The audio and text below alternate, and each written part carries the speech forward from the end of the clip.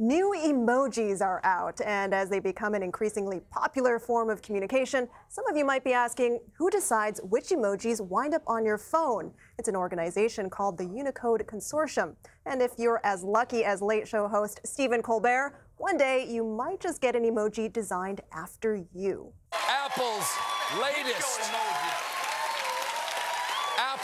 iPhone update includes this beauty. Boom! Jimmy, can we put that up split screen? Check it out. Yeah. CNET section editor Dan Ackerman joins me now. Dan, so many people use emojis every day, but most people likely don't know where they come from. Can you explain the process of how emojis make it to the emoji library and who approves them? Yeah, it's a complicated, long process that starts with the Unicode Consortium, and that's a group made up of people from all these different companies, and they're in charge of not just emojis, they do other stuff. They're in charge of basically how things like letters and punctuation are represented around the world on different types of devices and different platforms, and one of those types of characters are emojis. They're basically just keystrokes. The winky face is still just a parentheses and a semicolon, and then companies like Apple decide what it's going to look like for their users. They basically draw a picture, but you have to get through this Unicode Consortium first if you want to propose a new emoji and get through their panel that they have. And how does that process work? What can't an emoji be? How does this Unicode Consortium that you mentioned decide what to approve or not to approve?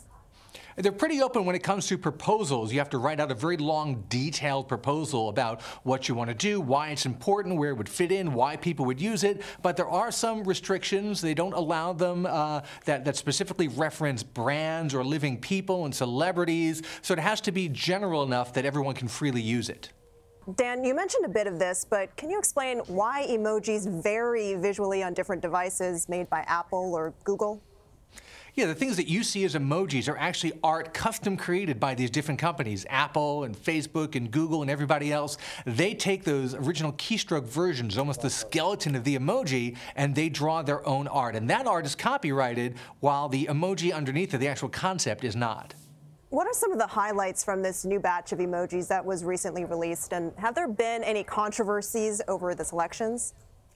Well, they add a bunch every year. They're usually pretty controversy-free. The one controversy that everyone was talking about, I think somewhat ridiculously for several days, was the fact that different companies represented the cheeseburger differently. Google, in particular, put the cheese under the burger, while almost everybody else put it on top. And the CEO of Google said he was going to drop everything to get to the bottom of this problem. There may have been other issues that could have used his time and attention better. I prefer to think of it, by the way, as a veggie burger emoji, but nobody agrees with me. Is there a turkey burger emoji? I think you could just call it that, and nobody would disagree. You could say, "Oh, that's the turkey burger one." Dan, can anyone pitch an emoji? Can you?